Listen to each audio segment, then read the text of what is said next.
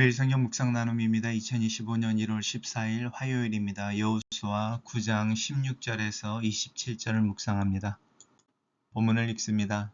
그들과 조약을 맺은 후 사흘이 지나서야 그들이 이웃에서 자기들 중에 거주하는 자들이라 함을 들으니라. 이스라엘 자손이 행군하여 셋째 날에 그들의 여러 성읍에 이르렀으니 그들의 성읍들은 기브온과 그비라와 브에롯과 기럇여아림이라. 그러나 회중 족장들이 이스라엘 하나님 여호와로 그들에게 맹세했기 때문에 이스라엘 자손이 그들을 치지 못한지라. 그러므로 회중이 다 족장들을 원망하니 모든 족장이 온 회중에게 이르되 우리가 이스라엘의 하나님 여호와로 그들에게 맹세하였은즉 이제 그들을 건드리지 못하리라. 우리가 그들에게 맹세한 맹약으로 말미암아 진노가 우리에게 임할까 하노니 이렇게 행하여 그들을 살리리라 하고 무리에게 이르되 그들을 살리라 하니 족장들이 그들에게 이른 대로 그들은 온 회중을 위하여 나무를 패며 물을 깃는 자가 되었더라. 여호수아가 그들을 불러다가 말하여 이르기를 너희가 우리 가운데 거하면서 어찌하여 심히 먼 곳에서 왔다고 하여 우리를 속였느냐. 그러므로 너희가 저주를 받나니 너희가 대를 이어 종이 되어 다 내 하나님의 집을 위하여 나무를 패며 물을 깃는 자가 되리라 하니 그들이 여호수아에게 대답하여 이르되 당신의 하나님 여호와께서 그의 종 모세에게 명령하사 이 땅을 다 당신들에게 주고 이 땅의 모든 주민을 당신들 앞에서 멸하라 하신 것이 당신의 종들에게 분명히 들림으로 당신들로 말미암아 우리의 목숨을 잃을까 심히 두려워하여 이같이 하였나이다. 보소서 이제 우리가 당신의 손에 있으니 당신의 의향이 좋고 옳은 대로 우리에게 행하소서 한지라. 여호수아가 곧 그대로 그들에게 행하여 그들을 이스라엘 자손의 손에서 건져서 죽이지 못하게 하니라. 그날에 여호수아가 그들을 하나님께서 택하신 곳에서 회중을 위하여 여호와의 제단을 위하여 나무를 패며 물을 깃는 자들로 삼았더니 오늘까지 이르니라. 어제에 이어서 이제 먼 곳에서 온 것처럼 속여서 이스라엘과 화친을 한 기브온에 대한 이야기입니다.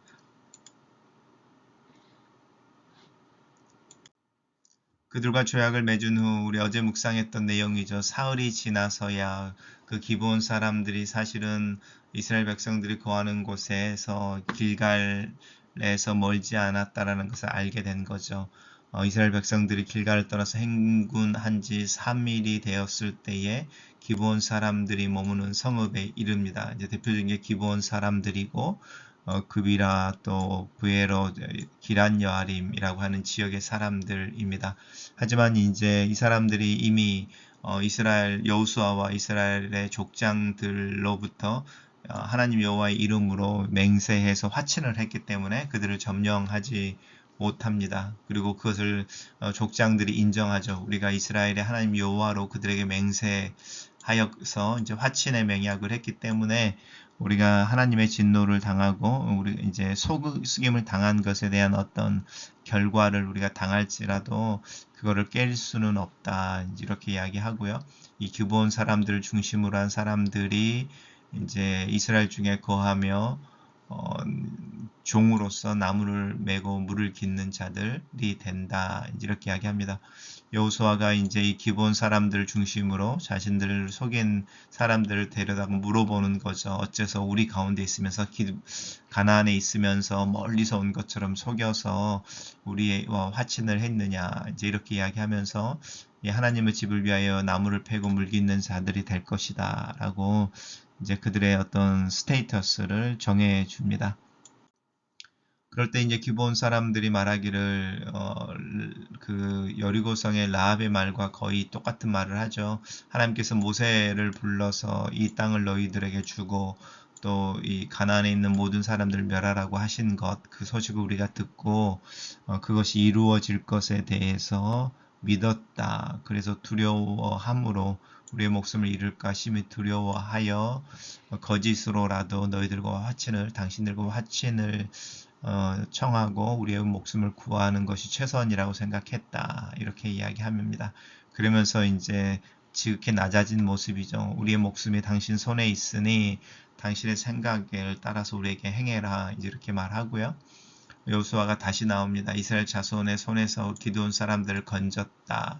그리고 그들이 하나님의 택하신 곳에서 회중을 위하여 또 여호와의 제단을 위하여 이제 종의 삶을 살고 있다. 이제 이렇게 요약하고 있습니다.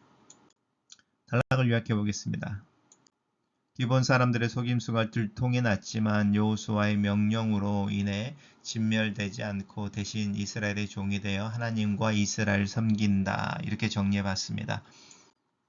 매일 성경 묵상 나눔입니다. 하나님은 하나님의 이름으로 맹세한 것을 반드시 지키게 하십니다. 여호수아와 이스라엘이 기본 사람들에게 속은 것을 알았지만 그들이 하나님의 이름을 걸고 맹세한 것 때문에 그 맹약을 깨트릴 수 없었습니다. 맹세할 때 하나님의 명예를 걸었기 때문입니다.